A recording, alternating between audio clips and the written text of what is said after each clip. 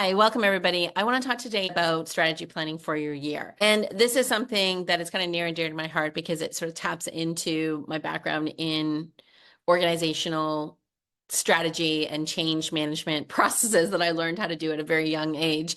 And some of you might be like, Brenda, I just run a solopreneur business. Why do I need to worry about strategy so much? I basically have my to-do list every week and I work on those things. But here's the thing that I find is that when I talk to a lot of business owners, they've got competing to-do lists. They're always feeling like they can't get their work done and they're this feeling of overwhelm and burnout in their business.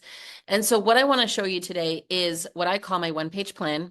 And I didn't create this myself. I actually learned it from a gentleman by the name of Gino Wickman, and this is his book, Traction. I'm going to take you through how to use his plan, but more essentially, I want you to start thinking about it is how I can actually trim out all the distractions, have more boundaries set up in my business, and be more focused at the start of the year all the way through to the end of the year. That I could look back on my results, not only weekly, monthly, quarterly, I actually saw that completion. I actually closed the loop on it by the time the end of the year finished. So now I'm going to take you through his EOS model, which is all around his entrepreneur operating system. And he talks about this vision traction organizer, which I think is amazing. And we're not going to fill it out today, but I'm just going to walk you through each of the steps so that you know sort of essentially what this is all about. And if you were to buy his book, he goes through this in a lot of detail, mostly in chapters 2 and 3. You would start off with your vision plan. And just so you know, at a glance, like it looks at your values, your core focus, your 10-year target, your marketing strategy, your 3-year picture, and then it goes all the way down into your 1-year plan, your rocks, which I'll talk about in a second, and your issues list. So we're going to go through each of those sections today. So the first one I want to mention to you is around core values. He identifies 4 core values that you should have. Brene Brown will talk about having 2 core values. So somewhere between 2 to 4, I think is really essential for business owners to be able to make decisions. And when you have your core values up here, then, you can sort of say, well, that helps me influence my core focus, my 10-year target, my marketing strategy. And again, it's all at a glance. So like when we get down into like, well, what am I actually focused on this business quarter for the next 30, 60, 90 days? I've come to those conclusions or those decisions based off of my core values. And if you're not too sure what your core values are, I'm going to share the link to my Clarity workbook for you because inside my Clarity workbook, there are exercises on how to articulate your vision, how to create your core values, how to set goals for your life. There's a list of different core values that you can choose from. People will ask me all the time, Brenda, should you have core values for your personal life as well as for work? I think as a solopreneur, because so much of it is together and that you don't necessarily have employees working for you at this point, maybe you have a few contractors. I think it's perfectly fine to have one set of core values for your life and for your work. Next section is called the core focus. This is where we talk about our purpose, our cause, our passion. You decide which one makes sense to you and block out the other ones. I tend to use the language purpose. And Gino Wickman in his book will talk about purpose. He has like these 8 elements that go into purpose. And I'm just going to read straight from the book here. It talks about that it needs to be stated in 3 to 7 words. So this isn't like this monstrous paragraph or a white paper. This is something that is just really easy to digest. It's written in simple language. It's big and bold. It has an aha effect. It comes from the heart. It involves everyone. It's not about the money, and it's bigger than a goal. So a goal to me is like, okay, I'll complete X by time Y, usually in a short-term period, like over the next 3, 6, 9 months. A purpose, a cause, a passion is going to last longer. It's going to last like the legacy of your business. Maybe you're no longer doing this business. Maybe you've retired. Maybe you've sold your business. Maybe you've closed up your business, but there's this legacy that's been created as a result of you delivering on this purpose. It's going to last far longer than you being on this planet. And so create that core focus. Your niche is just something that's really simple. You declare what your niche is. Like, for example, mine is midlife women entrepreneurs. Done. If you asked Orville Redenbacher, the big popcorn king, what his niche was, it was popcorn.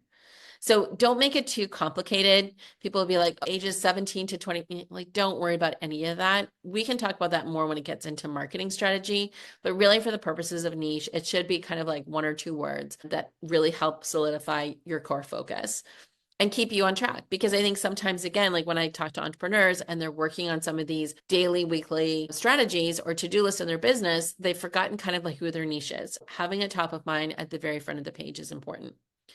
Your 10-year target. This is like an aspirational goal. It could be I've sold my business. Like right now I'm 55, 10 years from now I'll be 65. Do I want to be running my business the way that I'm running right now? So this is not necessarily going to be shared on your website. You can take aspects of it.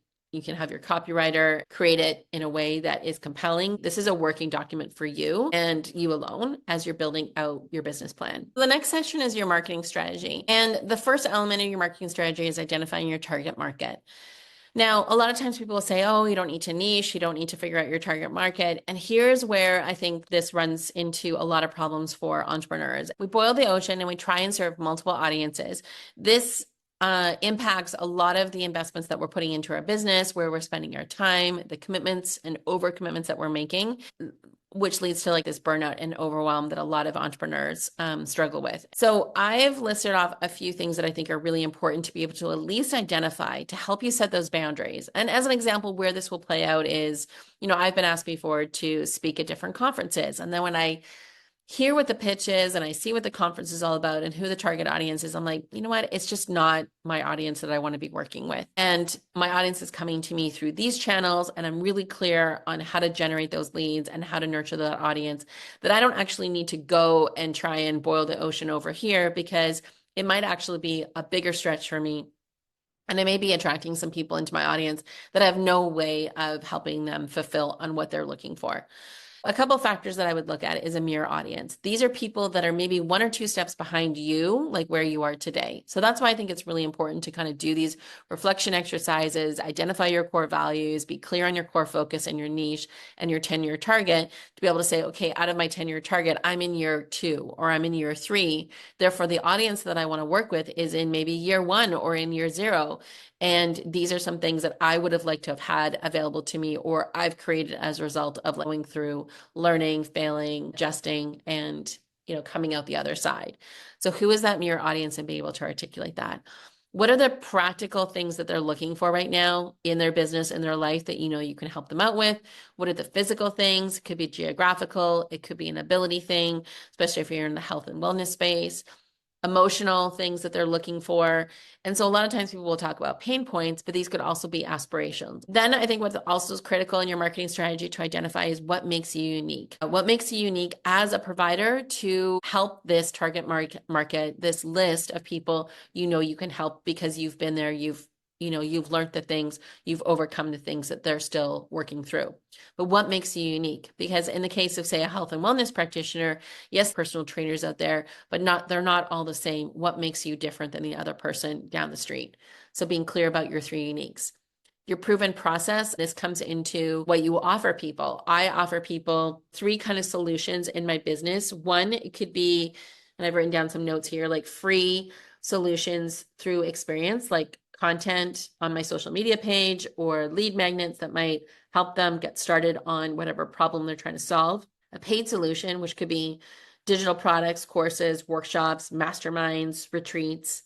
And then proximity solutions, which could be like communities, masterminds, things like that, where people get closer access to you. What is that proven process that works for you and the audience that you're trying to serve? And then the last thing is your guarantee. So I guarantee that, you can, like in my community, there's a 7-day free trial. So you can test it out, see if this is what you want before it even hits your credit card. So it acts as a guarantee, and then it makes people feel a little bit more comfortable signing up and being a member in the community. So that's kind of like the first section here. And like, even if you just got that done, that I think would help you in your everyday planning. Before I sign up for this, before I download this course to help me out with X, actually, do I even want this? And does my client that I'm trying to serve and help want that? Then it's really my 3-year picture. So this is where it's like 3 years from now, that would be January 2028, right? What will be my revenue? What's my profit or EBITDA at? What other measurables do I have in my business? Like, how many people are in my email list? What's my open rate in my email list? What's my click rate? What are those other factors that are really important to you in your business? And then what does my business look like? I'm fully a digital nomad. I can work from anywhere. I have clients across Australia, New Zealand, US, Canada, the UK, and Western Europe. Like, what are the other factors that are important to you? I'm working off of 3 to 4 tech platforms. I have my signature offer, and it's generating 80% of my total revenue goal with 20% effort. those are things in here that I might want to sort of scope out and do. But this isn't necessarily my to-do list every single day. This is just where I'm picturing my business to be, but having that in mind.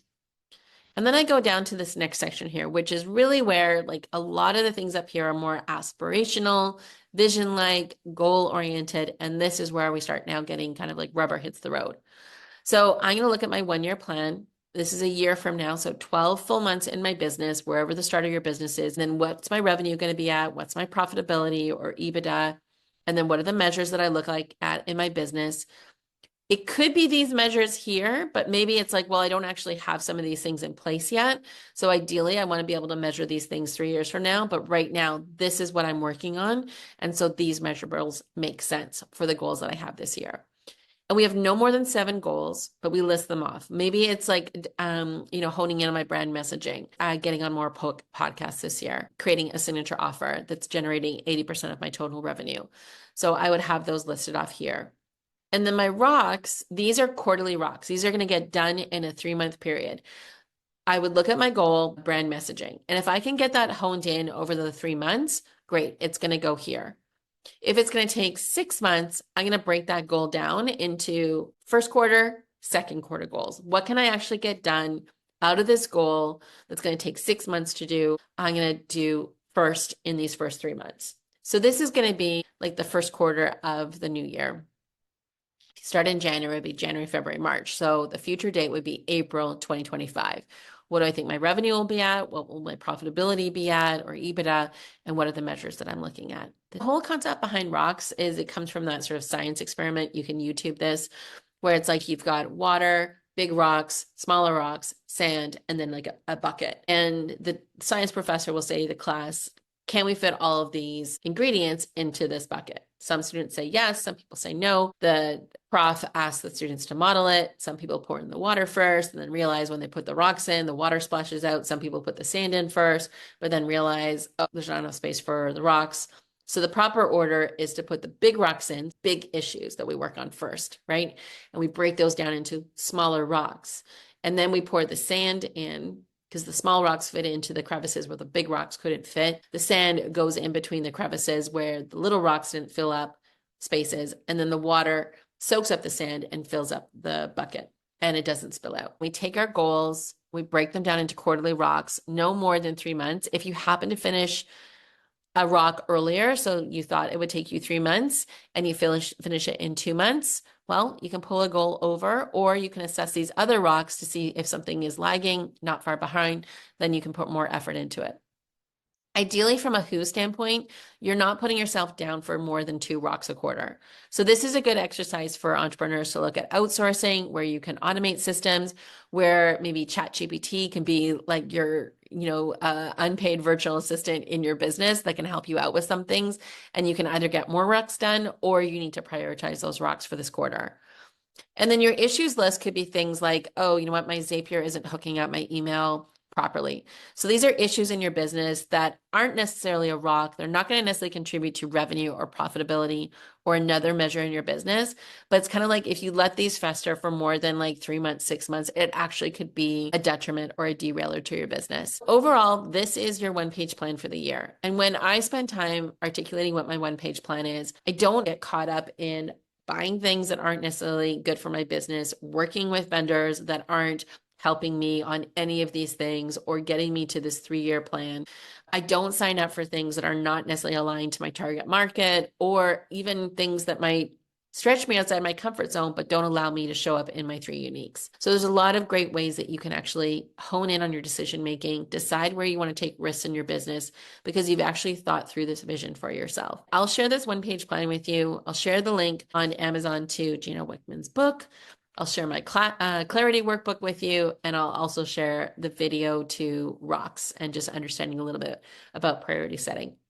Feel free to reach out to me though with any questions that you have. Take care, and we'll see you soon.